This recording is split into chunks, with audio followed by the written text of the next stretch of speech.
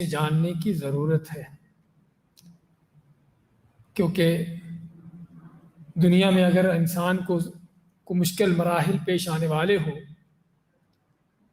کوئی ایسا موقع اس کے سامنے آنے والا ہو کہ جو اس کے لیے طرح طرح کی مشکلات لیے ہو اور بڑی آزمائشیں اس کے اندر، تو لوگ بھی اس کے لیے ایک دوسرے کو تنبیہ کرتے ہیں، ہوشیار کرتے ہیں، اور خود بھی انسان اپنے آپ کو اس کے لیے تیار کرتا ہے، چاہے وہ کسی قسم کے دنیا کے مشکل مراحل کیوں نہ ہوں۔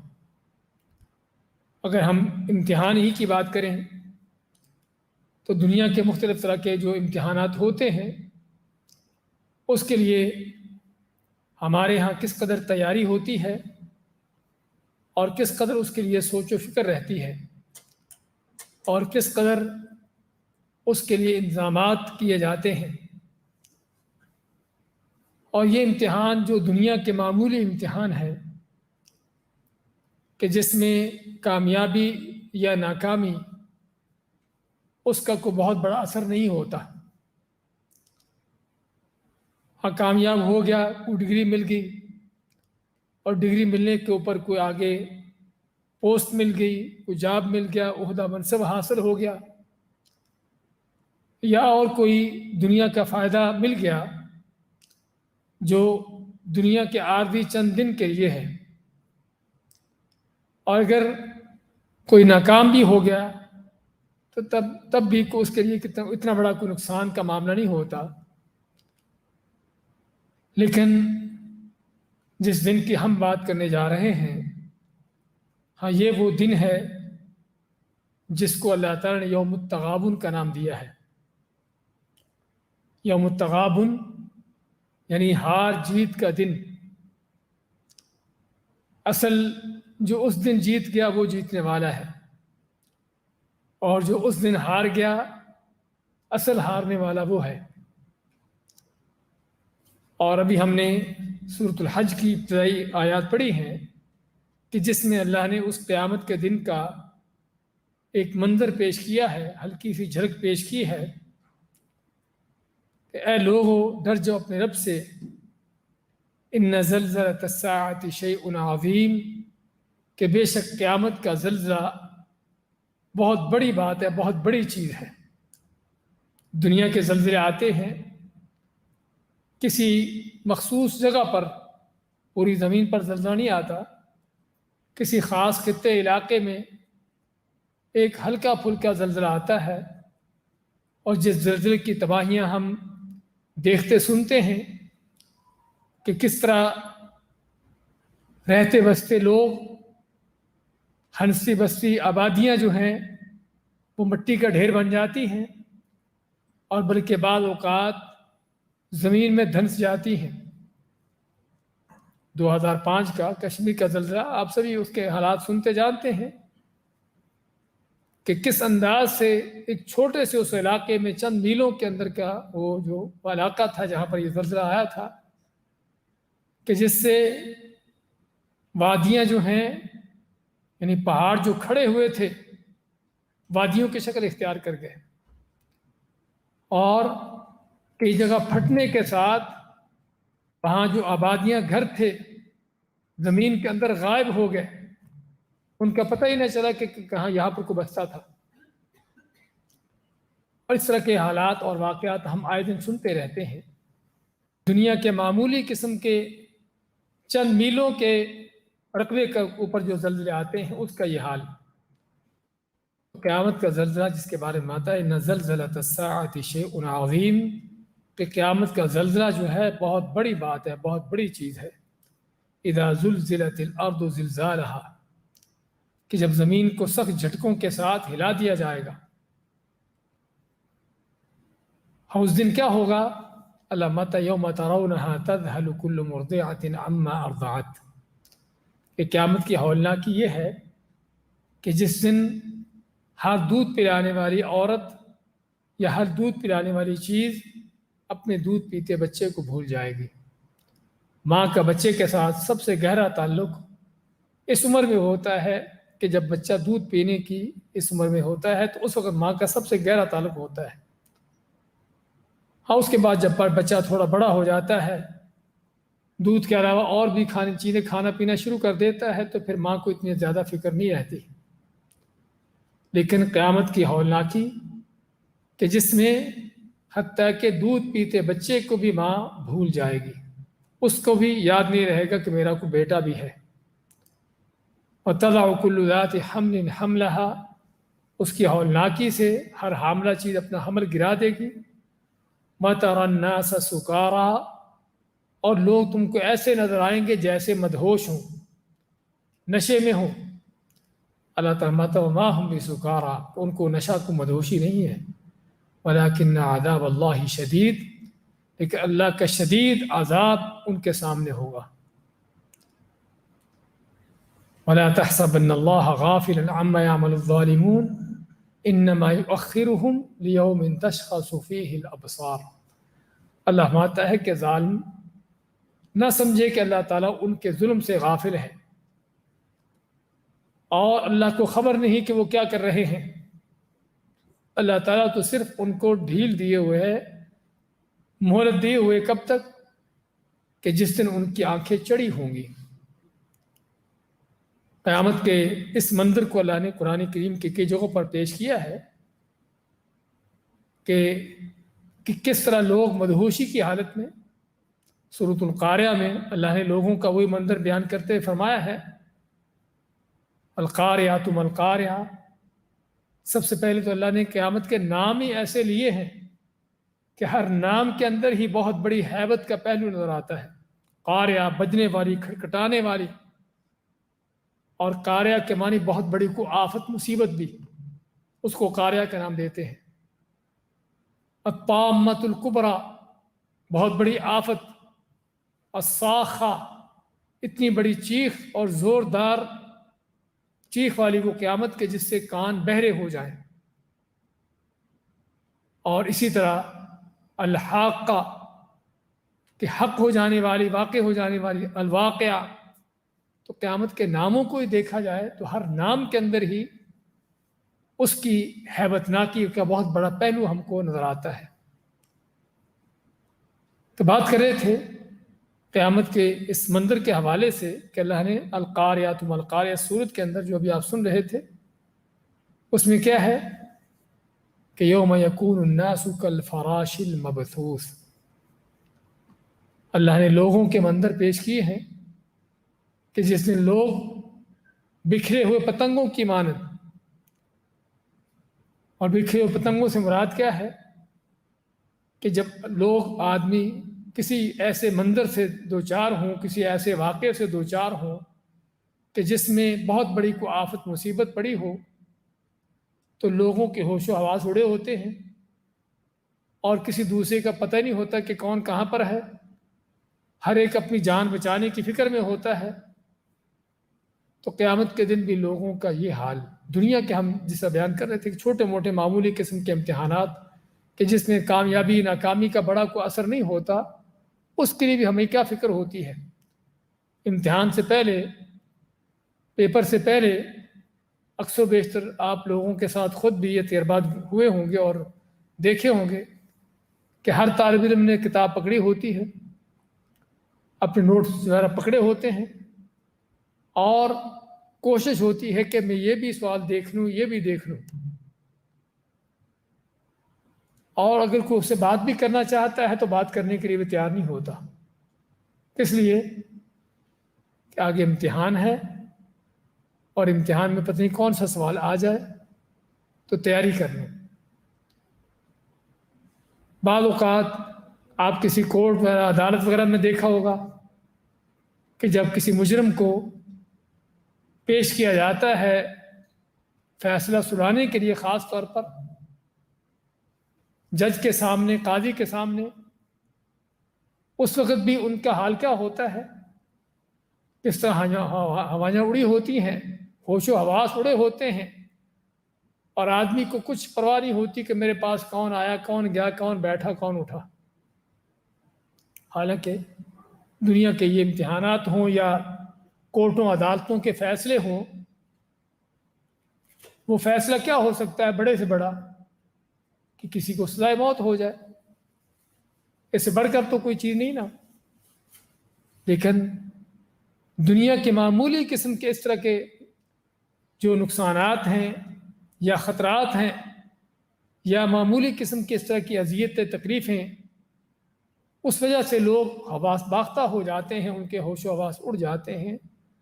تو قیامت کے دن جو اصل حساب کا دن ہے، اصل امتحان کا دن ہے، اور اصل سب سے بڑا امتحان وہاں پر ہے، بلکہ امتحان نہیں امتحان کا بلکہ نتیجہ ہے، رزلٹ ہے۔ امتحان تو دنیا میں ہم دے رہے ہیں، دنیا میں یہاں پر ہر انسان امتحان کے کمرے میں ہے، وہ مالدار ہو، فقیر ہو، بادشاہ ہو یا کوئی عام شخص ہو، عالم ہو یا کوئی جاہل ہو، کیسا بھی شخص کیوں نہ ہو، ہر آدمی دنیا میں امتحان کے کمرے میں ہے اور اس کا امتحان جاری ہے۔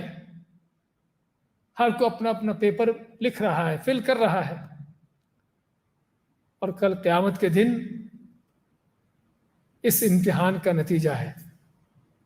آپ کا لکھا ہوا پیپر، آپ کا لکھا ہوا امتحان، ہاں دنیا میں تو صرف رزلٹ ہی سامنے آتا ہے نا کہ فلاں پاس ہو گیا، فلاں فیل ہو گیا۔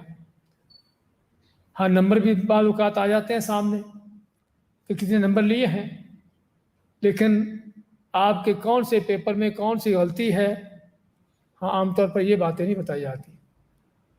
لیکن قیامت کا امتحان جو ہے، قیامت کا جو رزلٹ، فیصلے کا جو دن ہے، یوم الفصل جس کو کہا گیا ہے، وہ ایسا دن ہے کہ جس میں صرف نتیجہ ہی نہیں، نتیجے سے پہلے آپ کا پیپر بھی آپ کو دکھایا جائے گا۔ آپ کا پورا حل کیا زندگی کا پیپر بھی آپ کے سامنے رکھ دیا جائے گا۔ اقرأ کتابک کفا بنفسک الیوم علیک حسیبا، کہ یہ تیرا پیپر ہے جو تو دنیا میں لکھ کر آیا تھا، اللہ تعالیٰ کھول کے اس کو سامنے کر دے گا اور فرمائے کہ خود ہی اس کو پڑھ کے اپنا حساب کر کے تو کس چیز کے لائق ہے۔ ہم اس کی تفصیلات آگے بتاتے ہیں کہ قیامت کے مراحل کیا کیا ہوں گے، لیکن صرف ایک خاکہ پیش کرتے ہوئے کہ اس دن کا جو معاملہ ہے انسان کا، اس یعنی کیسے اس دن کو اس کا کیا حال ہوگا، قرآن کریم میں اللہ نے جگہ جگہ پر اس کے مناظر کھینچے ہیں، لوگوں کے حال بیان کیے ہیں۔ یوم یفر المرء من اخیہ، کہ جس دن ہر انسان بھاگے گا اپنے بھائی سے، وامہ و ابیہ، اپنے ماں اور باپ سے، وصاحبتہ و بنیہ، اپنی بیوی اور بیٹوں سے، لکل امرئ منہم یومئذ شأن یغنیہ، یہ وہ دن ہے کہ جس میں ہر آدمی، ہر شخص جو ہے اپنے معاملے میں مگن ہوگا اور اس کو اپنی فکر سوچ ہوگی کہ اس کے ساتھ کیا پیش آئے گا۔ اور صرف مگن ہی نہیں ہوگا بلکہ جو گہری دوستیاں دنیا کے اندر تھی وہ قیامت کے دن دشمنیوں میں تبدیل ہوں گی۔ الاخلاء یومئذ بعضهم لبعض عدو الا المتقین، کہ قیامت کے دن جو گہرے دوست تھے، دنیا میں بڑے ایک دوسرے کے کام آنے والے تھے، اللہ فرماتا ہے کہ وہ ایک دوسرے کے دشمن ہوں گے۔ باپ بیٹے کا، بیٹا باپ کا، خاوند بیوی کا، بیوی خاوند کی، اور اسی طرح دنیا کے گہرے ترین رشتے بھی اور گہری دوستیاں بھی قیامت کے دن جو ہیں وہ بجائے کام آنے کے بلکہ ایک دوسرے کی دشمنی کے شکل اختیار کر جائیں گی۔ ہر ایک کی کوشش ہوگی کہ میں کسی طریقے سے بچ جاؤں، کامیاب ہو جاؤں، چاہے پوری دنیا بھی جہنم میں کیوں نہ چلی جائے، جس سے دوسری آیت میں اللہ فرماتا ہے سورۃ المعارج میں کہ آدمی تمنا کرے گا اس کو کسی طریقے سے چھوٹ جائے، وہ اس کی جان بچ جائے، چاہے پوری روئے زمین کے لوگ بھی جہنم میں کیوں نہ چلے جائے، اس کو پرواہ نہیں ہوگی۔ ہاں یہ دنیا ہے کہ جس میں ہم بعض اوقات ہمدردی رکھتے ہوئے ایک دوسرے کے ساتھ خیر خواہی کرتے ہیں، کہ بعض اوقات اپنا مال بھی کسی کو دے دیتے ہیں، اور بلکہ بعض اوقات جانی طور پر بھی آدمی کسی کا نقصان، کسی کا اس طرح کی چیزیں اپنے اوپر لینے کے لیے تیار ہو جاتا ہے۔ لیکن قیامت کے معاملات اس سے کافی مختلف ہیں، کیونکہ وہاں کی سزائیں، وہاں کے عقوبتیں اور یہ چیزیں جو ہیں وہ معمولی سی نہیں ہیں۔ کہ جس کو کوئی لینے کے لیے تیار ہو جائے۔ وہاں پر جہنم بھڑکتی ان کے سامنے نظر آ رہی ہوگی، تو جہاں پر ہر انسان کی بس یہ کوشش ہوگی کہ وہ کیسے بچے، اس کی نجات کیسے ہو۔ تو بات کر رہے تھے کہ یہ قیامت کا دن کہ جس کے بارے میں دوسری آیت میں فرماتے ہیں الا یظن اولئک انہم مبعوثون لیوم عظیم یوم یقوم الناس لرب العالمین، کیا یہ لوگ دھوکے بازیاں کرنے والے، ظلم زیادتیاں کرنے والے، ان کو اس بات کا پتہ نہیں ہے کہ وہ اٹھائے جانے والے ہیں بہت بڑے دن میں؟ وہ دن کون سا ہے؟ لیوم عظیم یوم یقوم الناس لرب العالمین، کہ جس میں لوگ اپنے رب کے سامنے کھڑے ہوں گے۔ تو قیامت کا یہ دن کہ جس میں ترتیب کیا ہوگی، اس کے حالات کی، اس کے حادثات کی، اس کے بارے میں علماء فرماتے ہیں کہ سب سے پہلے تو سور کا پھونکا جانا ہے، کہ جس کا اللہ نے قرآن کریم کے کئی جگہوں پر ذکر کیا ہے، وَنُفِخَ فِي الصُّورِ فَصَعِقَ مَن فِي السَّمَاوَاتِ وَمَن فِي الْأَرْضِ إِلَّا مَن شَاءَ اللَّهُ، کہ سور میں پھونکا جائے گا اور آسمان و زمین میں جو بھی کوئی ہوگا وہ بے ہوش ہو کے ختم ہو جائے گا، مر جائے گا، سوائے کہ جس کو اللہ تعالیٰ بچانا چاہے۔ اور یہ سور کیا چیز ہے کہ جس کے بارے میں نبی اکرم صلی اللہ علیہ وسلم فرمایا کہ یہ سینگ کی طرح ہے، اس کی کیفیت کیا ہے، کتنا بڑا ہے، وہ اللہ تعالیٰ ہی جانتا ہے۔ اور سور پھونکنے والا فرشتہ اسرافیل اس کو اپنے منہ کے ساتھ لگا کے کھڑا ہے۔ نبی کریم صلی اللہ علیہ وسلم فرماتے ہیں کیف انعم، میں کیسے دنیا کے مزے لوں، اور جب کہ سور پھونکنے والا فرشتہ جو ہے قد التقم القرن، کہ وہ سینگ جو ہے جس میں سور پھونکنا ہے اس نے اس کو منہ کے ساتھ لگا کے کھڑا ہے۔ اور بعض روایات میں یہ بھی ہے اس کی نظریں اللہ کے عرش کی طرف ہیں، اللہ کی طرف سے کب حکم ہو اور میں سور پھونک دوں۔ تو آپ مانتے ہیں کہ جب قیامت کا آنا اس قدر اچانک ہو سکتا ہے اور اس قدر اس کا آنا جلدی ہو سکتا ہے، تو کیسے میں دنیا کے مزے لوں یا دنیا میں کس طرح اپنا دل لگاؤں؟ ہاں یہ ہے کہ جب انسان کو قیامت کی فکر ہوتی ہے، آج جب فکر نہیں ہے تو یہ دنیا کی مستیاں، یہ دنیا کی رنگینیاں، یہ بے حیاں بدکاریاں، یہ طرح طرح کی اللہ کی نافرمانیاں، دین سے روگردانی کے سارے انداز، شرک و بدعات، کفر اور بغاوتیں اللہ کے خلاف، پتہ ہی نہیں کہ آگے کوئی ایسا دن آنے والا ہے کہ جس دن کی یہ ہیبت اور یہ ہولناکی ہے۔ اللہ کے نیک بندوں کی سیرتوں میں آتا ہے کہ وہ کچھ سویا ہوتا فوراً ہڑبڑا کے اپنے بستر سے کھڑا ہو جاتا، پوچھتا بھی کیا ہوا آپ کو؟ کہتے کہ قیامت یاد آ گئی، قیامت یاد آ گئی، اللہ کے سامنے کھڑے ہونے کا یہ منظر۔ تو سور پھونکا جائے گا سب سے پہلے، اور یہ دو سوروں کا قرآن کریم میں ذکر آتا ہے۔ ایک وہ سور کہ جس کے پھونکے جانے سے قیامت قائم ہوگی، ہر چیز جو روئے زمین پر ہے اور کائنات کی، بلکہ ہر چیز کو اللہ تعالیٰ ہلاک کر دے گا۔ کل من علیہا فان، کہ جو بھی اس کائنات میں بسنے رہنے والے ہیں سبھی فنا ہونے والے ہیں۔ وَيَبْقَى وَجْهُ رَبِّكَ ذُو الْجَلَالِ وَالْإِكْرَامِ، اور تیرے رب کا چہرہ باقی رہے گا کہ جو بڑی جلال اور عزت والا ہے۔ تو کہنے کا مقصد کہ یہ پہلا سور پھونکا جانے سے، حتیٰ کہ اللہ تعالیٰ سور پھونکا جانے کے بعد آسمان و زمین کو اپنے ہاتھ میں لے گا اور لپیٹے گا ان کو اور ہلائے گا اور فرمائے گا انا الملک این ملوک الارض، میں ہوں بادشاہ، دنیا والے بادشاہ کہاں پر ہے؟ جو اپنی بادشاہوں کے بڑے دعوے کرتے تھے، بڑے فخر تکبر تھا ان کو دنیا کی بادشاہتوں پر، کہاں پر ہیں؟ این المتکبرون، وہ تکبر کرنے والے کہاں ہیں؟ جب کوئی جواب دینے والا نہیں ہوگا تو اللہ تعالیٰ خود ہی اپنی ذات کو جواب دے گا، للہ الواحد القہار لمن الملک اليوم، آج کس کی ملکیت بادشاہتیں ہیں؟ اللہ فرمائے گا للہ الواحد القہار، کہ صرف اللہ ہی کے لیے ہے۔ تو سور پھونکا جانے سے ہر کائنات کی چیز ہلاک اور ختم ہو جائے گی، سوائے الا من شاء اللہ، جس کو اللہ تعالیٰ چاہے، اور چاہے گا کس کو؟ اس میں علماء کے مختلف اقوال ہیں، لیکن جو صحیح ہے اللہ عالم کہ جو پہلے سے فوت شدہ ہے وہ تو پہلے سے فوت ہو چکے ہوں گے، لیکن جب قیامت قائم ہوگی اس وقت جو بھی چیز زندہ ہوگی اس سور سے سبھی کے سبھی فنا ہو جائیں گے، سوائے اسرافیل کے کہ جو سور پھونکنے والا ہے۔ تو اللہ تعالیٰ پوچھے گا اس سے کہ کون باقی رہا؟ تو اسرافیل بتائیں گے اللہ تیری ذات اقدس اور میں ہوں۔ تو اللہ تعالیٰ اسرافیل کو بھی حکم دے گا کہ وہ بھی فوت ہو جائیں گے۔ تو یہ وہ وقت ہے کہ جب اللہ کے سوا کائنات میں کوئی باقی نہ ہوگا۔ کل من علیہا فان، یہ وہ وقت ہے۔ اس کے بعد دوسرا سور پھونکا جائے گا، اور پہلے اور دوسرے سور کے اندر کتنا فاصلہ ہے، کتنا وقفہ ہے؟ صحابی فرماتے ہیں کہ نبی کریم علیہ السلام ہے کہ 40 کا۔ اب صحابی کہتے ہیں مجھے یاد نہیں کہ آپ نے 40 دن کہا یا 40 سال کہا یا 40 ہفتے کہا۔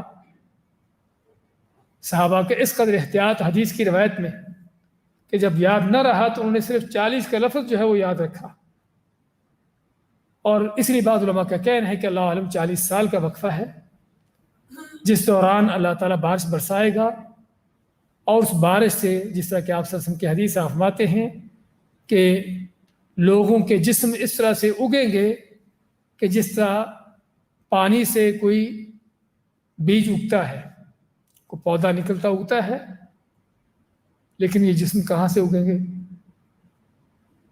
کون بتا سکتا ہے؟ کوئی انسان کا بھی کوئی بیج ہے؟ پودوں کے تو بیج ہوتے ہیں جس سے پودا اگاتا ہے۔ ہاں جی، ریڑھ کی ہڈی سے یا کچھ اور ہے؟ ہاں، ریڑھ کی ہڈی کے نیچے عجب الذنب عربی میں اس کو کہتے ہیں، کہ اس کے ریڑھ کی ہڈی کے نیچے ایک یعنی کہ چھوٹی سی ہڈی ہے کہ انسان کا پورا جسم آپ ماتے ہیں کہ مٹی میں دفن ہونے کے بعد وہ مٹی بن جاتا ہے سوائے اس ہڈی کے۔ یہ ہڈی اللہ کے حکم سے باقی رہتی ہے، چاہے وہ 10,000 سال بھی کیوں نہ گزر چکے ہوں، کیسی بھی زمین کیوں نہ ہو، اللہ نے اس ہڈی کو باقی رکھا ہوتا ہے، اور قیامت کے دن اسی ہڈی سے پھر انسان وہ اس کی نشو و نما ہوگی، اگے گا، اور آپ مانتے ہیں کہ حتیٰ کہ جب ان کے جسم مکمل ہو جائیں گے تو اس کے بعد یہ دوسرا سور پھونکا جائے گا، اور دوسرا سور پھونکنے سے تمام لوگ زندہ ہو جائیں گے۔ اس کے بارے میں علماء فرماتے ہیں، جس سے علامہ ابن سعدی رحمۃ اللہ فرماتے ہیں کہ جب جسم مکمل ہو جائیں گے اور روحیں جو ہیں جسموں میں نہیں ہوں گی، یہ صرف جسم بغیر روح کے ہوں گے، اور روحیں کہاں پر ہوں گی؟ کہ روحیں جو ہیں اللہ تعالیٰ ان کو سور کے سامنے جمع کر دے گا، اور جب سور پھونکا جائے گا تو جہاں جہاں کائنات میں کسی کی روح ہے وہ اس کے جسم میں جا پڑے گی۔ اس کا جسم مٹی میں دفن ہوا تھا، اس کے جسم کو درندوں نے کھا لیا تھا، اس کا جسم پانی میں غرق ہونے کے بعد پانی میں بہہ گیا اور وہیں پر ختم ہو گیا، اس کو جلا دیا گیا، اس کی راکھ جو ہے پانیوں بہا دی گئی، ہوا میں اڑا دی گئی۔ جہاں کہیں بھی ہوگا اللہ تعالیٰ انسان کو کیا ہے، اللہ تعالیٰ وہیں سے اس کو لے آئے گا، وہیں سے اس کو اٹھا لے گا۔ تو ان کے جسم کو مکمل ہونے کے بعد اتنی دیر تک ان کے جسم مکمل ہوں گے، دوسرا سور پھونکا جائے گا، اور سور پھونکا جانے سے جسموں میں روحیں جو ہیں واپس آئیں گی، اور منادی کرنے والا منادی دے گا کہ آؤ اپنے رب کی طرف، جس کے منادی کا سورۃ قاف میں اللہ تعالیٰ ذکر فرماتا ہے کہ ہر سننے والا اپنے قریب سے وہ منادی آواز سن رہا ہوگا۔ تو چنانچہ لوگ قبروں سے نکلیں گے اور محشر کے میدان کی طرف دوڑ رہے ہوں گے، اور نکلنے کے انداز بھی احادیث میں بیان ہوتے ہیں کہ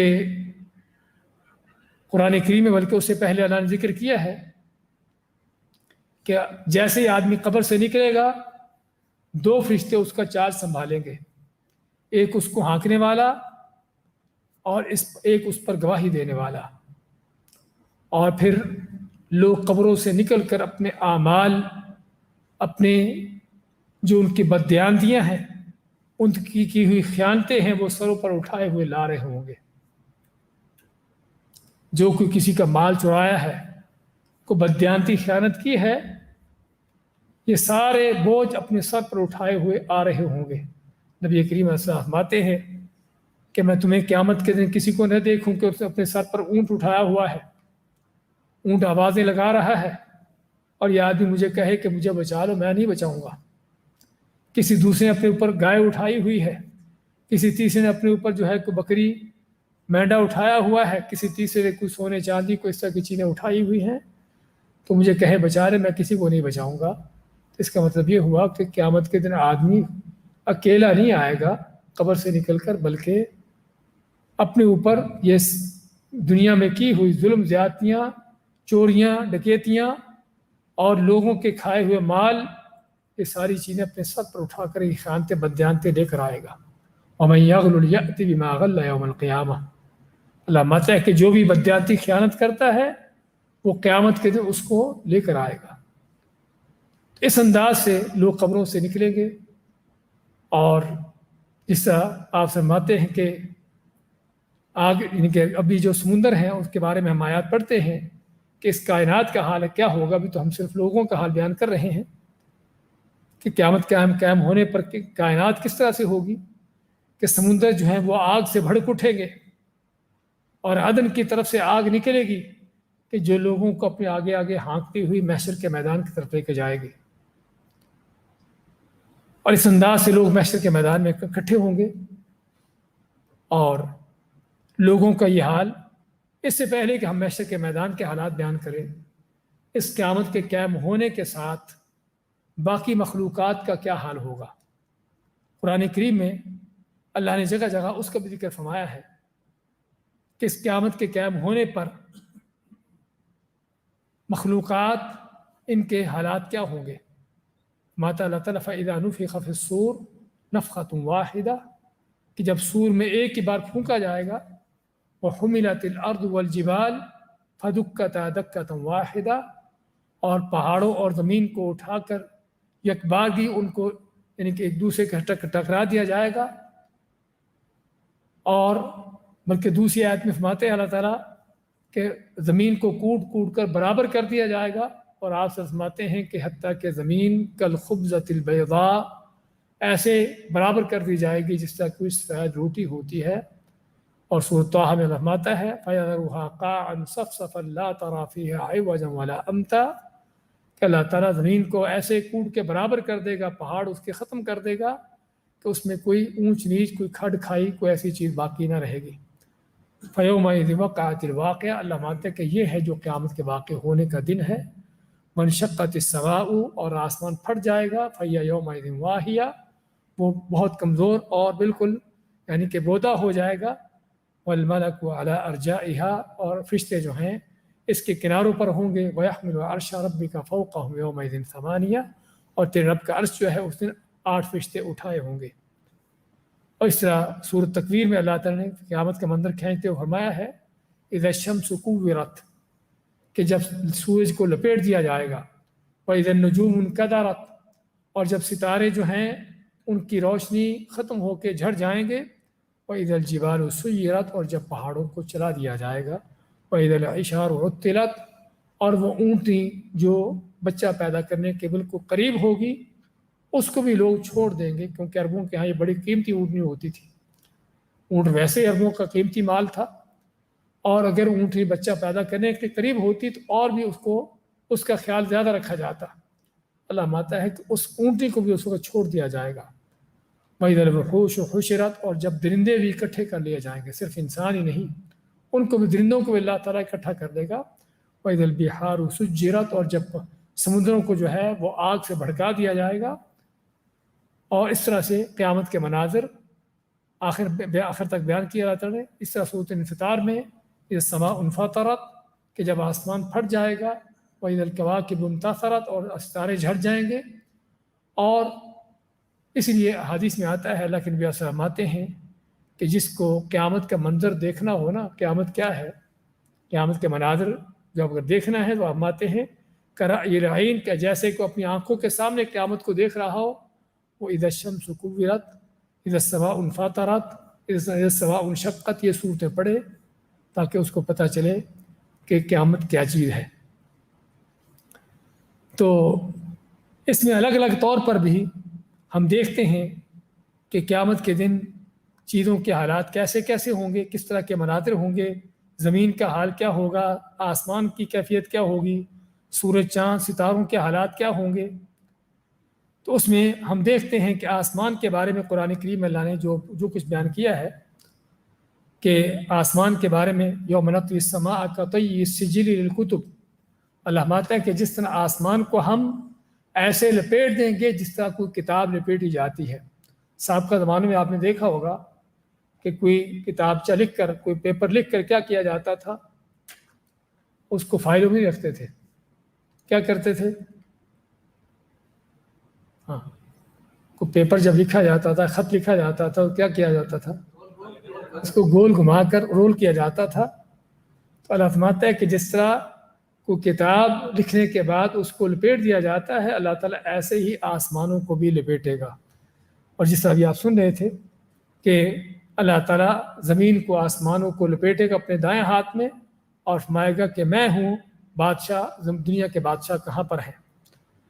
اور اسی طرح آسمان کے بارے میں اذا السماء انشقت، جب آسمان پھٹ جائے گا، اذا السماء انفطرت، اس طرح پھٹنے کے آسمان کے، اور ففتحت السماء فکانت ابوابا، کہ آسمان کھول دیا جائے گا حتیٰ کہ دروازے دراڑے بن جائیں گے۔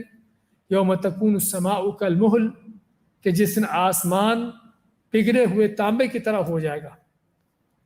اس طرح کے آسمان کے سارے اوصاف جو بیان کیے ہیں، کس بات کی دلیل ہے کہ قیامت کی ہولناکی کس قدر ہے کہ اتنے سخت آسمان جس کے بارے میں خود اللہ فرماتا ہے وَبَنَيْنَا فَوْقَكُمْ سَبْعًا شِدَادًا، کہ ہم نے تمہارے اوپر 7 سخت آسمان بنائے۔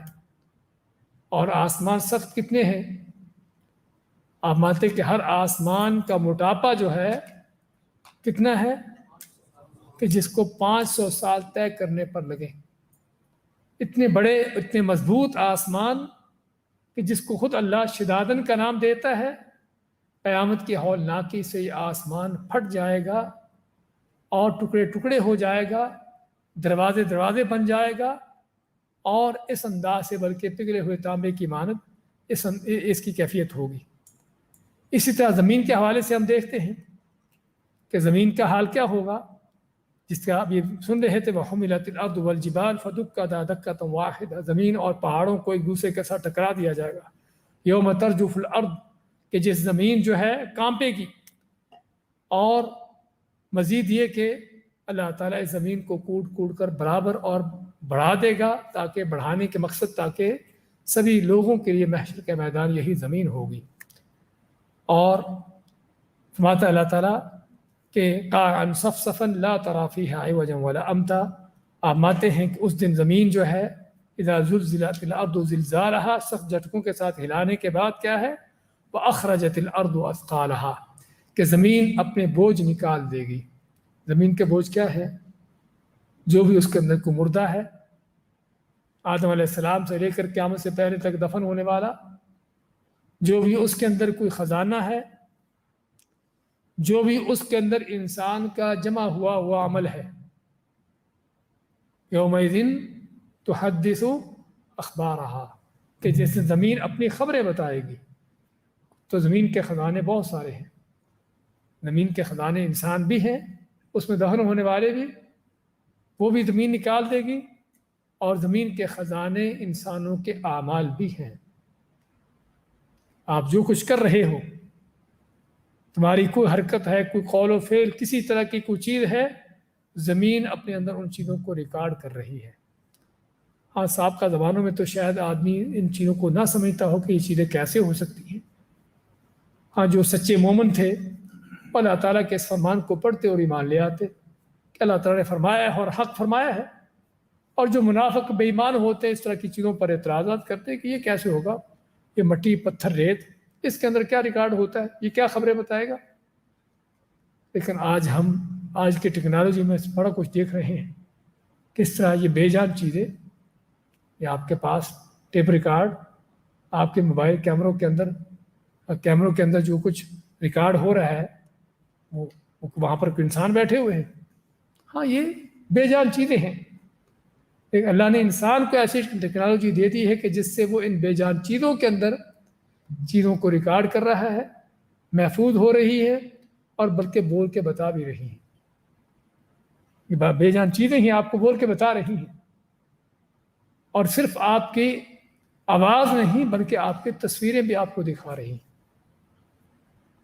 تو زمین بھی اللہ تعالیٰ نے اس انداز ہے۔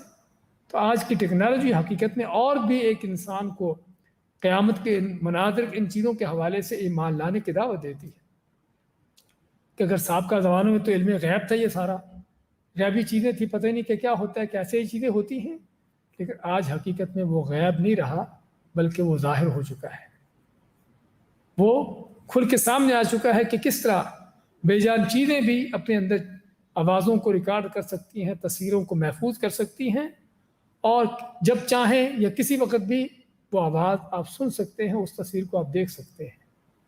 یہ زمین اس کی بات کر رہے تھے کہ کیا ہے کہ اپنے اندر جو کچھ اس کے اوپر ہو رہا ہے، یومئذ تحدث اخبارہا، ہاں یہ زمین اپنے اوپر جو کچھ ہو رہا ہے اس کو بیان کرے گی قیامت کے دن۔ تو یہ زمین کے حالات اسی طرح ہم دیکھتے ہیں سورج، چاند، ستاروں کے، ان کے حالات قیامت کے حوالے سے، جس کے بھی آپ آیتیں سن رہے تھے، اذا الشمس کورت، سورج کو لپیٹ دیا جائے گا، اذا الکواکب انتثرت واذا النجوم انکدرت، اس طرح کی آیات، اور بلکہ مسند الطیالسی کی حدیث ہے، انس بن مالک رضی اللہ عنہ روایت فرماتے ہیں کہ رسول اکرم صلی اللہ علیہ وسلم نے فرمایا کہ سورج اور چاند قیامت کے دن دو بیلوں کی شکل میں لائے جائیں گے، جن بیلوں کو ذبح کیا ہوگا، ان کو کاٹا گیا ہوگا، اور اللہ تعالیٰ ان کو آگ میں ڈال دے گا۔ سورج اور چاند کو بیلوں کی شکل میں لایا جائے گا، جن کی ٹانگیں کٹی ہوں گی، جن کو کاٹا گیا ہوگا، اور ان کو آگ میں ڈال دیا جائے گا۔ مزید دوسری روایت میں آتا ہے، اماتے لیراہما من عبدہما، یہ کیوں ایسا کیا جائے گا؟ کیا سورج چاند کا کوئی گناہ ہے کہ ان کو آگ میں ڈالا جائے گا؟ ہاں، وہ بے جان چیزیں ہیں، ان کے آگ میں جانے سے ان کو کوئی نقصان نہیں ہے، لیکن نقصان کس کا ہے؟ نقصان ان کا ہے کہ جو سورج چاند کو اپنا معبود بنائے بیٹھے تھے، اس کی پوجا کرتے رہے تھے، تاکہ ان کو دکھایا جائے کہ جن کی تم پوجا کرتے تھے یہ خود بھی کیا ہے، انکم وما تعبدون من دون اللہ حصب جہنم انتم لہا واردون، کہ تم خود بھی، اللہ تعالیٰ کافروں کو بائے گا، مشرکوں کو، کہ تم خود بھی جن کی تم پوجا کرتے رہے ہو سبھی جہنم کا ایندھن ہو، اور اللہ تعالیٰ کافر مشرک سے پہلے اس کے معبود کو جہنم میں ڈالے گا۔ اگر کسی بت کی پوجا کرتا تھا، کوئی سورج چاند کی پوجا کرتا ہے، تو سورج چاند اس کے سامنے جہنم میں ڈالا جائے گا، کہ تاکہ اس کو جو امیدیں تھیں کہ قیامت کے دن یہ ہمارے مشکل کشا حاجت روا ہوں گے، ہمیں بچا دیں گے، چھڑا لیں گے، تاکہ ان کو پتہ چلے کہ ہمیں بچانے والے تو ہم سے پہلے جہنم میں جا رہے ہیں۔ اور یہ صرف وہ بت چاند، سورج چاند نہیں، بلکہ اگر کوئی انسان بھی اس طرح کے طاغوت بھی کہ جو اپنی پوجا کرواتے رہیں لوگوں سے، ان کا بھی انجام یہی ہونے والا ہے، انتم وما تعبدون انکم انتم وما تعبدون من دون اللہ حصب جہنم، کہ تم خود بھی اور جن کی تم پوجا کرتے تھے وہ جہنم میں جانے والے ہیں، انتم لہا واردون، جس میں تم داخل ہوگے، ہاں سوائے کہ اللہ تعالیٰ کے وہ نیک بندے کہ جن کو اللہ تعالیٰ بچانے والا ہے، یعنی کہ جو اللہ کے انبیاء، رسول، اللہ کے نیک بندے ہوں گے، لیکن لوگوں نے ان کی پوجا شروع کر دی، انہیں اپنی پوجا نہیں کروائی۔ تو بات کر رہے تھے اس میں سورج چاند ستاروں کا حال، کہ پہلے تو جھڑیں گے، ان کی روشنی ختم ہوگی، لپٹیں گے، اس کے بعد ان کو جس طرح کہ حدیث میں ہے کہ ان کو جہنم میں ڈال دیا جائے گا، تاکہ ان کے پوجا کرنے والوں کو پتہ چلے کہ جن کی پوجا کرتے رہے تھے وہ کیا ہے، ان کا حال کیا ہوا ہے۔ پہاڑوں کی کیفیت اللہ نے بیان کی ہے قرآن کریم میں جگہ جگہ پر، کہیں پر یہ فرمایا ہے یوم ترجف الارض والجبال وکانت الجبال کثیبا مہیلا، کہ سخت چٹانیں پہاڑ جن پر مشینیں بھی ٹوٹ جاتی ہیں ان کو توڑنے کے لیے، لیکن یہ سخت چٹانیں پہاڑ کیا ہوں گے قیامت کے دن؟ اللہ فرماتا ہے بھربھری مٹی بن جائیں گے۔ پہلی کیفیت ان کی یہ ہے کثیبا مہیلا، جس طرح کے مہیل کہتے ہیں ایسی مٹی کو، ایسی ریت کو کہ جس میں آپ تھوڑی سی ریت اگر ہٹاؤ تو ساری ریت آپ کے پیچھے وہ اور گرتی آئے گی۔ تو یہ سخت ترین پہاڑ چٹان جو ہیں ان کا قیامت کے دن پہلا حال یہ ہوگا، پہلی ان کی کیفیت یہ ہوگی۔ دوسری ان کی کیفیت کیا ہوگی؟ اللہ تعالیٰ ان کو روئی بنائے گا، کالعہن المنفوش، جیسا سورۃ القاریہ میں ہے، فتکون الجبال کالعہن المنفوش، رنگین دھنکی ہوئی اون کی مانند۔ اور پھر ان کی حالت کیا ہے؟ وَتَرَى الْجِبَالَ تَحْسَبُهَا جَامِدَةً وَهِيَ تَمُرُّ مَرَّ السَّحَابِ، یہ پہاڑ جو تم کو بڑے مضبوط گڑے ہوئے نظر آتے ہیں، اللہ ماتا کہ بادلوں کی طرح اڑ رہے ہوں گے۔ یہ تیسرا ان کا مرحلہ۔ چوتھا کیا ہے؟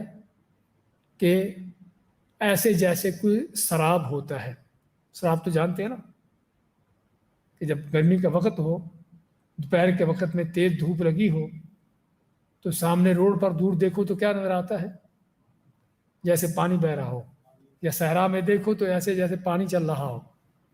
تو یہ سراب، تو پہاڑوں کو اللہ تعالیٰ بھربھری مٹی بنا کر، ان کو دھنی اون کی مانند بنا کر، پھر بادلوں کی شکل دے کر، اور پھر حتیٰ کہ اس کے بعد دھواں، اور دھوئیں کے بعد جو ہے ان کو سراب بنا کر ختم کر دے گا۔ تو یہ پہاڑوں کا حال یہ صرف ایسے نہیں بلکہ اللہ تعالیٰ کے حکم سے اور قیامت کی ہولناکی سے۔ یسألونک عن الجبال فقل ينسفها ربی نسفا، کہ پہاڑوں کے بارے میں تم سے پوچھتے ہیں، ان کو بتا دو کہ میرا رب جو ہے ان کو ریزہ ریزہ کر کے اڑا دے گا۔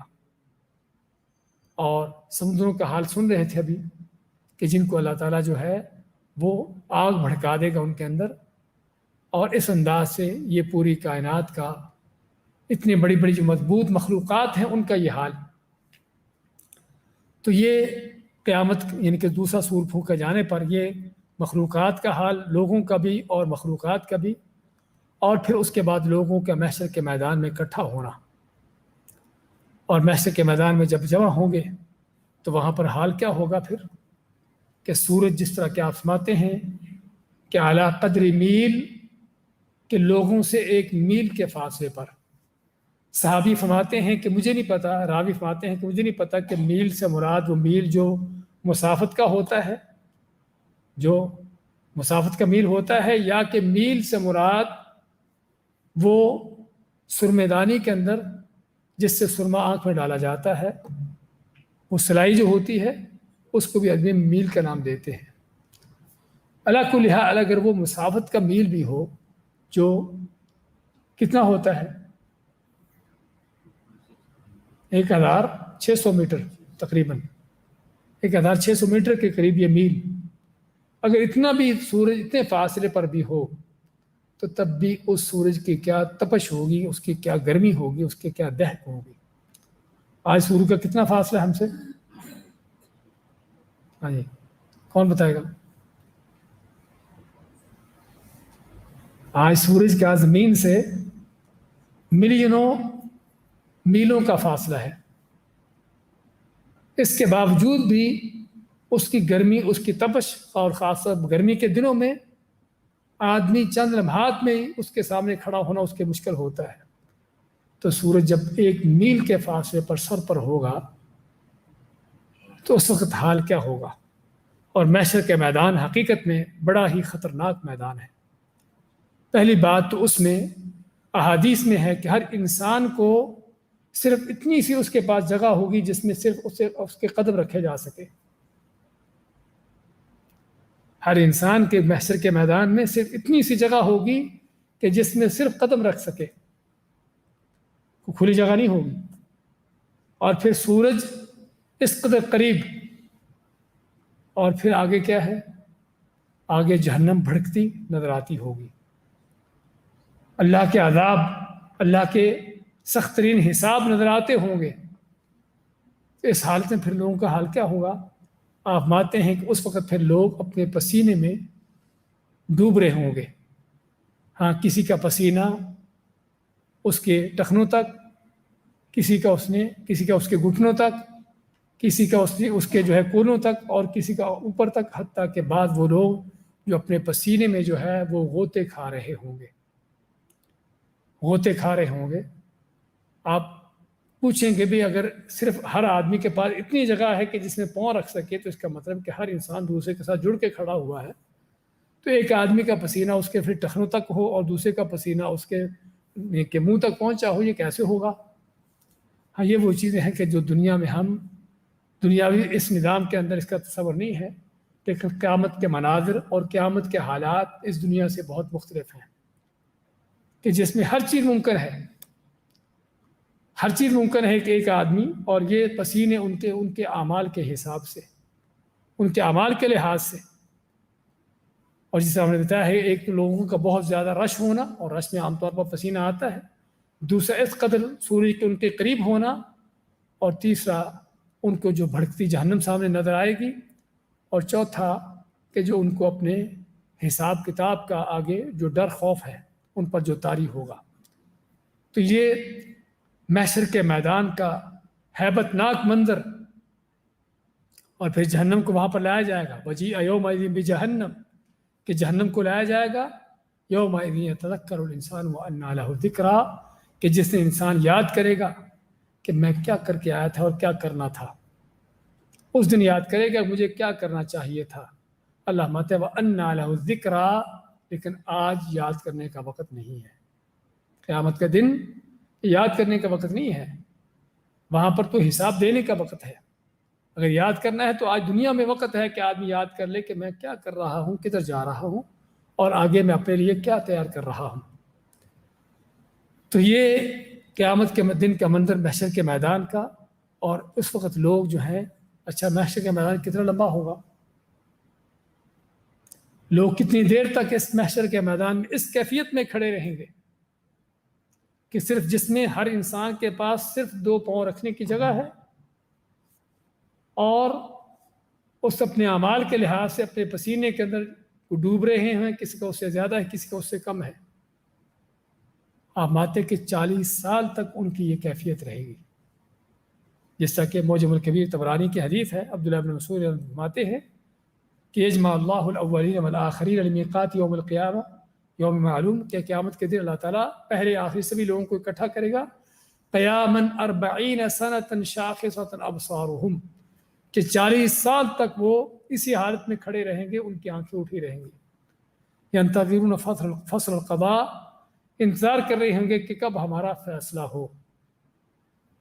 اور حتیٰ کہ لوگ اس موقع پر محشر کے میدان میں اس قدر شدت کی حالت ان کی ہو جائے گی، حتیٰ کہ کافر تمنا کرے گا کہ میرا حساب ہو جائے، چاہے میں جہنم میں چلا جاؤں لیکن یہاں سے میری جان چھوٹے.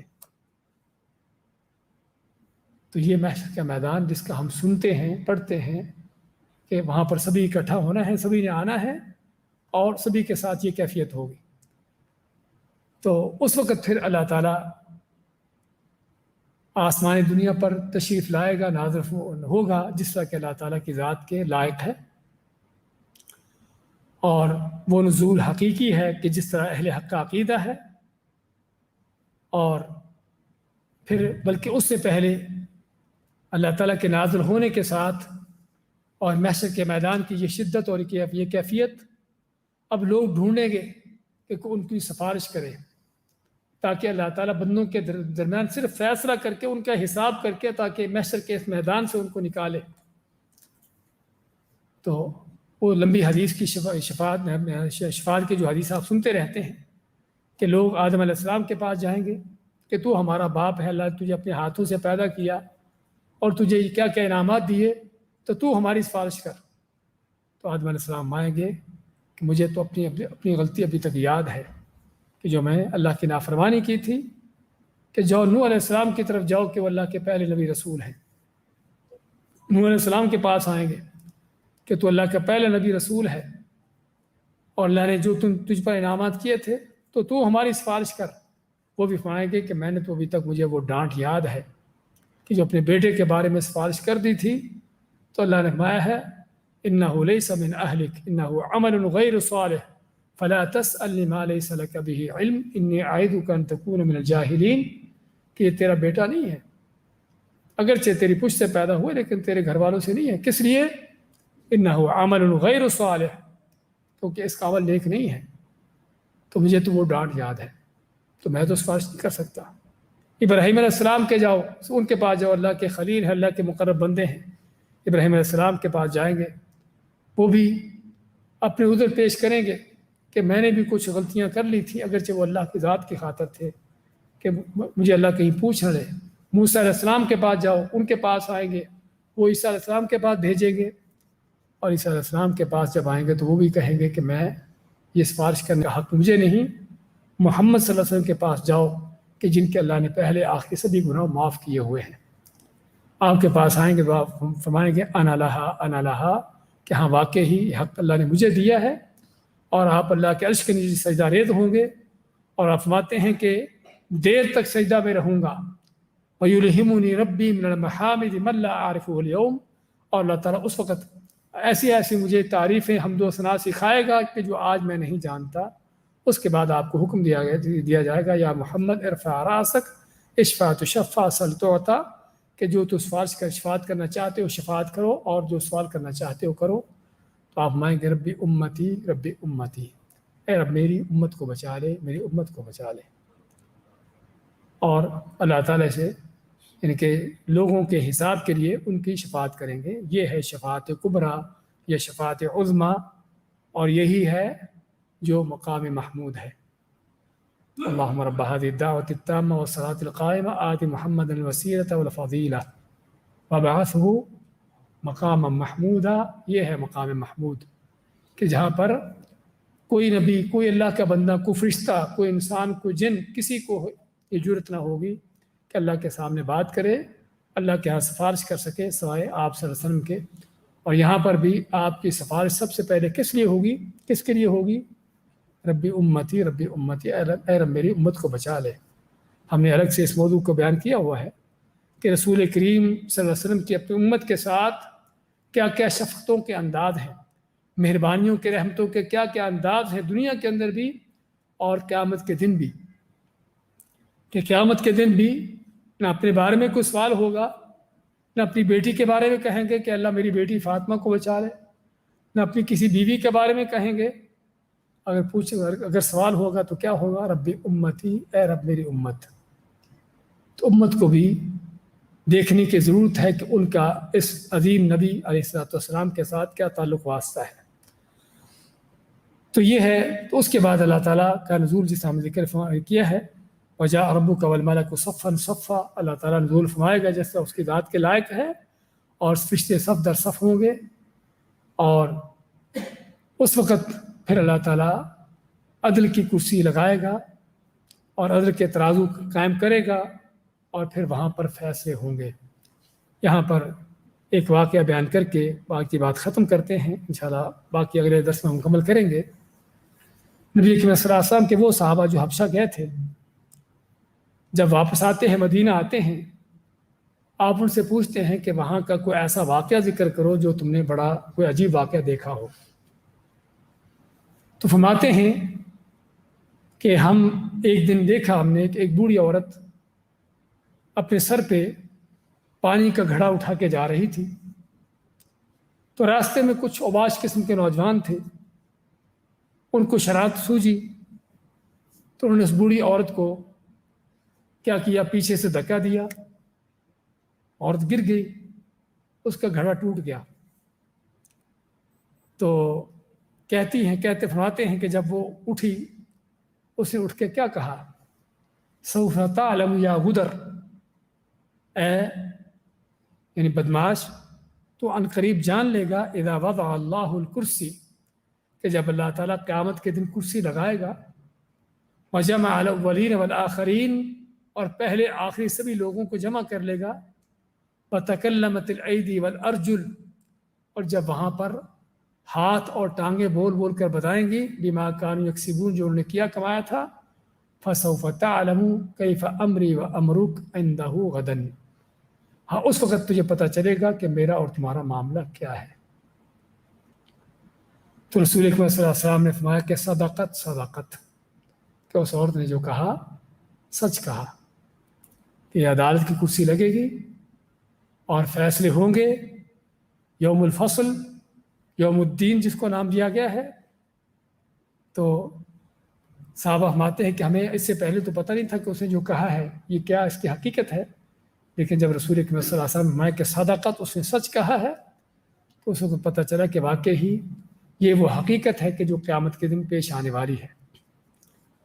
اور اسی طرح عبداللہ بن مسعود رضی اللہ تعالیٰ فرماتے ہیں آپ صلی اللہ علیہ وسلم سے روایت کرتے ہوئے، جس طرح کہ طبرانی کی صحیح حدیث ہے، کہ اجمع اللہ الاولین والآخرین، کہ اللہ تعالیٰ پہلے آخری سبھی لوگوں کو جمع کرے گا میقات یوم معلوم، اس دن میں جس کا وقت اللہ کے ہاں معلوم شدہ ہے، 40 سنۃ شاخصۃ ابصارہم، اور 40 سال تک اپنی آنکھیں اٹھائے کھڑے ہوں گے، ینتظرون فصل القضاء، اللہ تعالیٰ کے فیصلے کا انتظار کرتے ہوئے۔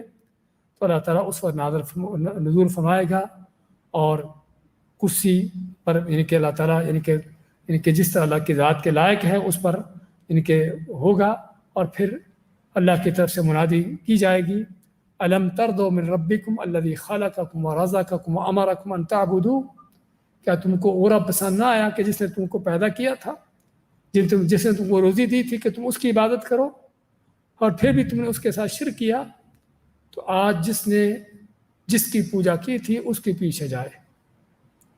تو جو جس کی پوجا کرنے والا ہوگا اس کے پیچھے جائے گا، سوری کی پوجا کرنے والے سوری کے پاس، چاند کی سوری کی پوجا کرنے والے اس کے پاس، جو کسی بت کی، کسی درگاہ کی، کسی انسان جن فرشتے کی پوجا کرتا ہوگا اس کو ڈھونڈیں گے، اور باقی رہ جائیں گے کون؟ اہل توحید۔ یہ کھڑے ہوں گے، پوچھے گا اللہ تعالیٰ کہ تم کیوں نہیں گئے کسی کے پاس؟ وہ فرمائیں گے کہ ہم وہ ہیں کہ جو اپنے رب کی پوجا کرتے تھے، وہ رب جب آئے گا تو ہم اس کے یعنی کہ اللہ تعالیٰ ظاہری بات ان کے سامنے ظاہر نہیں ہوگا، صرف اللہ کی آواز سنیں گے، تو ہم اس رب کی جس کی پوجا کرتے تھے ہم اس کے انتظار میں ہیں۔ تو اللہ تعالیٰ اپنی تجلی ان پر فرمائے گا، اور پہچانے گے اللہ تعالیٰ کو، اور اس کے سامنے سجدہ ریز ہوں گے۔ یہ ہے اس توحید کا، اس پر چلنے کا فائدہ، اور یہ ہے اس شرک کا انجام، کہ قیامت کے دن جو جس کی پوجا کرتا تھا، جس کے پیچھے چلتا تھا، وہ اسی کے پیچھے ہوگا۔ پیچھے ہونے کا معنی کہ اس کو جس جہنم میں وہ اس کا معبود جائے گا، وہ طاغوت ہوگا، اس کے پیچھے چلنے والے بھی وہیں پر ہوں گے۔ تو یہ قیامت کے کچھ مناظر ہم نے ذکر کیے ہیں۔ اس کے بعد قیامت کے دن حساب کتاب کا فیصلہ، اور لوگوں کے سامنے ان کے اعمال پیش کرنے کا، اور ترازو، اور اس کے بعد آگے کے جو مناظر ہیں پلسرات وغیرہ کے، یہ سارے انشاءاللہ اگلے درس میں ہم بیان کریں گے۔ بارک اللہ فیکم وجزاکم اللہ خیر، وصلی اللہ وسلم علی نبینا محمد۔ ہاں جی، ہاں بھائیوں کے سوالات ہیں تو کر سکتے ہیں، ورنہ پھر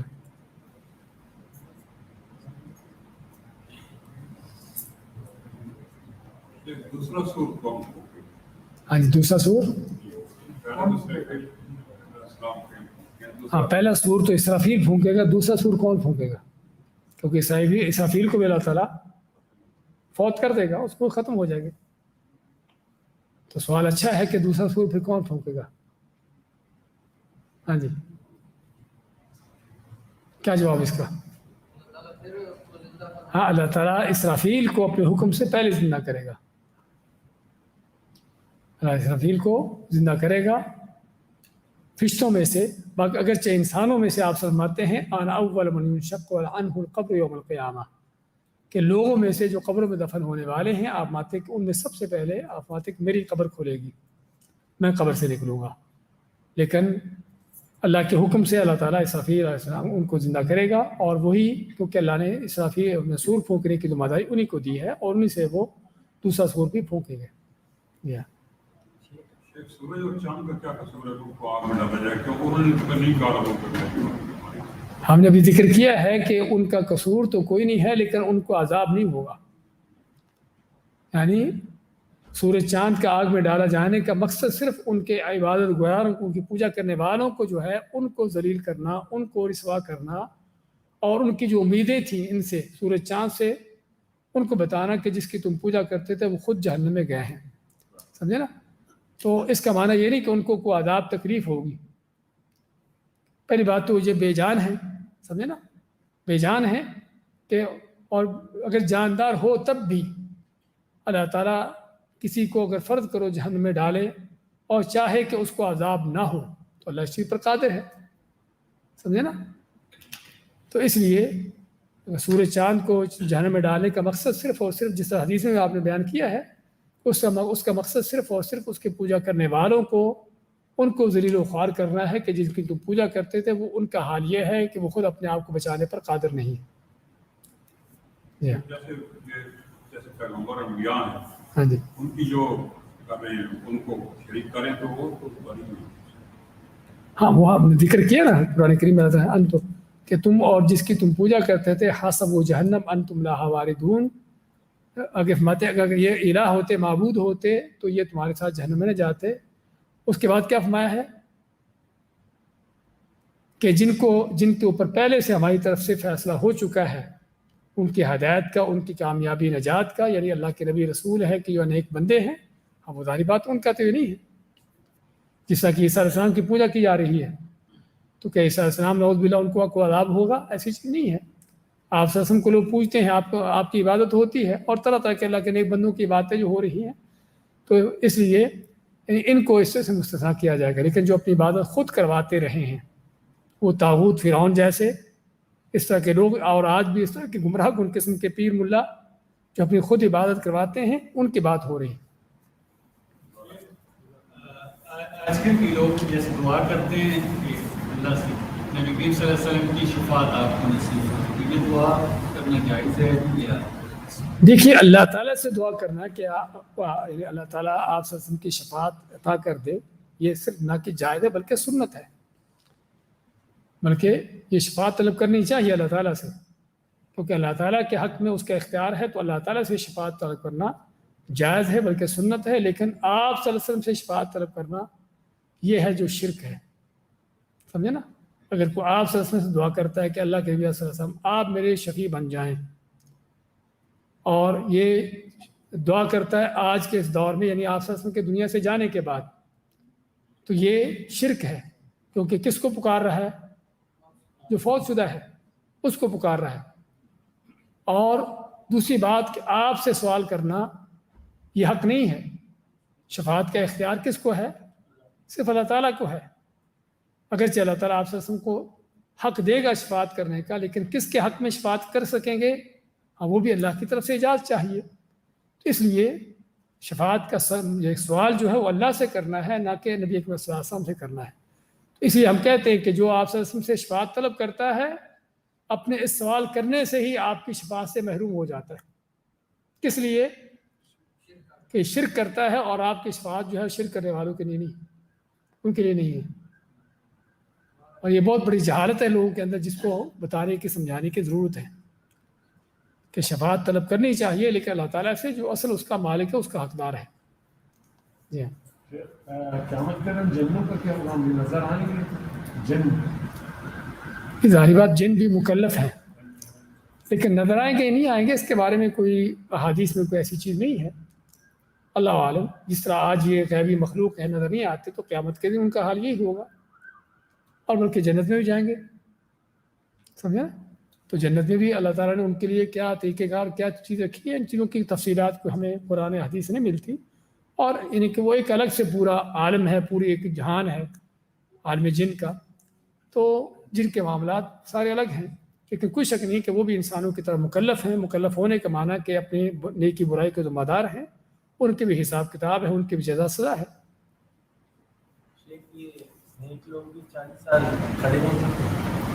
ہم انشاءاللہ اگلے درس میں ذکر کریں گے ایک تو حساب اور ان چیزوں کے. اس کے بعد مزید یہ بھی بیان ہوگا کہ اس قیامت کی ہولناکیوں میں اہل ایمان کا معاملہ کیا ہوگا. سمجھے نا؟ اہل ایمان توحید پر چلنے والے کیا وہ بھی ان ہولناکیوں کے اندر شریک ہوں گے شامل ہوں گے یا کہ ان کا کوئی معاملہ الگ ہوگا. وہ انشاءاللہ تفصیلات اگلے درس میں آئیں گی. ایک سوال ہے کہ جب ہم قیامت کی ہولناکیوں یا اس طرح کے مناظر سنتے ہیں تو ہمارے دلوں میں خوف پیدا ہوتا ہے، لیکن کچھ ہی دنوں کے بعد یہ خوف پھر ختم ہو جاتا ہے. اس خوف کو برقرار کیسے رکھیں؟ ماشاء اللہ، بہت اچھا سوال ہے کہ قیامت کی ہولناکیاں سن کر دلوں پر ایک خوف لرزہ طاری ہوتا ہے، اور ہونا چاہیے واقعہ ہی، لیکن کچھ عرصے کے بعد پھر یہ ختم ہو جاتا ہے. وہ آپ نے ایک حدیث سنی ہوگی حنظلہ رضی اللہ تعالیٰ عنہ کی. انہوں نے کیا کہا تھا کہ نافق حنظلہ، کہ حنظلہ منافق ہو گیا. ابو صدیق نے پوچھا تم کیا کہہ رہے ہیں؟ انہوں نے کہا کہ بات یہ ہے کہ ہم آپ صلی اللہ علیہ وسلم کے پاس بیٹھے ہوتے ہیں، آپ سے باتیں سنتے ہیں، آپ کی حدیثیں سنتے ہیں، تو ایسے جیسے جنت اور جہنم کو اپنی آنکھوں کے سامنے دیکھ رہے ہیں، لیکن جب گھر میں جاتے ہیں، اپنے کام کاج میں لگتے ہیں، تو حالت بدل جاتی ہے، بھول جاتے ہیں. تو اب صدیق ماتے کہ حال تمہارا نہیں، حال تو میرا بھی یہی ہے. آپ صلی اللہ علیہ وسلم دونوں آتے ہیں اور آ کے اس بات کی شکایت کرتے ہیں. آپ مانتے ہیں کہ اگر تم ایک ہی اسی حالت میں رہو جس حالت میں تم میرے پاس ہوتے ہو، تو فرشتے تم سے مسافے کریں. لیکن تلک ساعۃ و ساعہ، کبھی یہ گھڑی ہوتی ہے، کبھی یہ گھڑی ہوتی ہے، کبھی یعنی آدمی ایمان کے اعلیٰ درجوں پر ہوتا ہے، جب قرآن پڑھتا ہے، قرآن کی آیتیں سنتا ہے، اس طرح کی جنت اور جہنم کے اس طرح کے چیزوں کو پڑھتا سنتا ہے، تو ظاہر بات ایمان بڑھتا ہے، یقین اور پیدا ہوتا ہے جیسے کہ اس کے چیزیں سامنے ہوں. اور جب وہ کسی دنیا کے کام کاج میں لگتا ہے تو ظاہر بات وہ کیفیت بدل جاتی ہے. اس لیے یہ کیفیت کا بدل جانا طبیعی سی بات ہے، لیکن اہم جو بات ہے کہ اس کو کیسے ہم جاری رکھ سکیں. ہاں، جاری رکھنے کے لیے چاہیے کہ ہم یہ چیزیں پڑھتے رہیں، سنتے رہیں، اور اس کے لیے آپ کو کچھ اور سننے کی ضرورت نہیں، پڑھنے کی ضرورت نہیں، صرف قرآن ہی پڑھتے رہیں ترجمے کے ساتھ. تو قرآن کریم میں سینکڑوں آیات ہیں کہ جو آپ کو قیامت کے یہ مناظر پیش کرنے کے لیے کافی ہیں، قیامت کی تنبیہ کرنے کے لیے کافی ہیں، اور قیامت کے لیے انسان کے اندر فکر، سوچ اور اس کی تیاری کرنے کے حوالے سے انسان کو ابھارنے کے لیے وہ چیزیں کافی ہیں. حدیثوں کا مطالعہ کریں. تو کہنے کا مقصد یہ وہ چیزیں ہیں کہ جو انسان کو، اس لیے آپ فرماتے ہیں اکثر من ذکر ہادم اللذات، کہ موت جو لذتوں کو ختم کرنے والی ہے اس کو کثرت سے یاد کیا کرو. اسی طرح قیامت ہے، قیامت کے حالات ہیں، قیامت کے مناظر ہیں کہ جب انسان ان چیزوں کو پڑھتا ہے، سنتا ہے، تو واقعی طبی طور پر دل پر اثر ہوتا ہے. تو اصل یہ ہے کہ ان چیزوں کے ساتھ تعلق جاری رکھیں، سنتے رہیں، پڑھتے رہیں قرآن کریم کو ترجمہ تفسیر کے ساتھ، تاکہ پتہ چلے کہ ہم آگے آنے والے مراحل ہمارے سامنے کیا ہے، ہم نے کس طرح سے وہاں سے گزرنا ہے، اس کے لیے ہماری تیاری کیا ہے. آپ کو ایک اور سوال ہے کہ یوٹیوب پر ایک سوال آیا کہ قیامت کے دن شیطان کا کیا حال ہوگا، کیا کوئی حدیث میں اس کا ذکر آتا ہے؟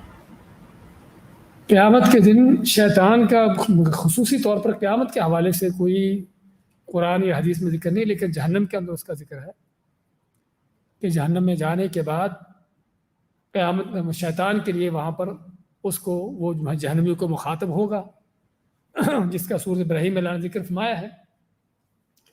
اور جب جہنمی کے شیطان کو تان و ملامت کریں گے کہ تو ہمیں لے آئے تھے، یعنی کہ تو نے ہمیں گمراہ کیا، یہ کیا، وہ کیا، تو شیطان کیا کہے گا کہ میں نے صرف تم کو پٹی پڑھائی تھی، تم میرے پیچھے چل پڑے.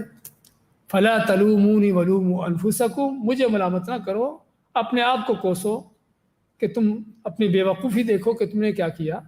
اللہ نے تم کو بتا دیا تھا کہ میں تمہارا دشمن ہوں، دشمن بنا کے رکھو، اور لیکن تم تھے کہ مجھے دوستی لگا لی تم نے. تو یہ جہنم کے اندر جو ہے ان کا وہ بات چیت ہوگی شیطان کی. باقی قیامت کے دن محشر کے میدان کے حوالے سے اللہ عالم، میرے علم میں کوئی ایسی حدیث یا کوئی آیت نہیں ہے کہ جس میں شیطان کے حوالے سے کوئی وہاں پر ذکر آتا ہو. بارک اللہ فیکم و جزاکم اللہ خیر. تو انشاءاللہ جس طرح ہم نے دیکھا ہے کہ موضوع ہمارا مکمل نہیں ہوا، اس میں ہمارے بڑے اہم ترین موضوعات باقی ہیں کہ جس میں قیامت کے دن بندوں کے حساب کتاب کیسے ہوں گے، اس کی کیا کیا کیفیتیں ہوں گی، اور ترازو لگیں گے، ترازو میں کیا ہوگا، اور اس طرح وہاں پر پرسرات ہے، اور بندوں کے آپس کے ایک دوسرے کے ساتھ معاملات ہیں، اور سب سے اہم چیز کہ قیامت کے دن مومن و مسلمانوں کا، اہل توحید کا معاملہ کیسا ہوگا، کیا وہ بھی ان ہولناکیوں سے دوچار ہوں گے، اور یہ چیزیں ان پر بھی، ان کے ساتھ بھی رہیں گی، یا ان کے ساتھ کو اور کیفیت ہے، ان کا کوئی اور طریقہ ہے. وہ انشاءاللہ ہم آنے والے درس میں بیان کریں گے. بارک اللہ فیکم و جزاکم اللہ خیر. اگلے کیا خیال ہے؟ انشاءاللہ ادھر ہی ہوگا دیکھ لیں ادھر ہی ٹھیک ہے. اگر اس کا اگلا پارٹ اپنا ادھر ہی کریں. ادھر ہی کریں. ٹھیک ہے انشاءاللہ. تو اگلا درس میں انشاءاللہ ہمارا ادھر ہی ہوگا اگلے ہفتے میں آنے والی جمعرات کو. تو ساتھی انشاءاللہ اوروں کو دعوت دے بلکہ بھرپور طور پر, اور بلکہ ساتھیوں کو یہ بھی بتا رہا ہے کہ جمعے کے ہمارے جو درس یہاں پر پہلے ہوتا تھا, آج کل فاطمہ ہوتی ہے مسجد میں, وہاں پر جمعے کے اپنے عصر کے بعد سے شروع ہوتا ہے درس, اور جس میں بڑے اہم موضوعات دیے جاتے ہیں. تو ساتھی خود بھی اس میں پہنچے جو وہاں پر نہیں پہنچ رہے, اور دوسروں کو بھی اس میں دعوت دیں. تو کل جمعے کے دن وہاں پر درس رہے گا انشاءاللہ.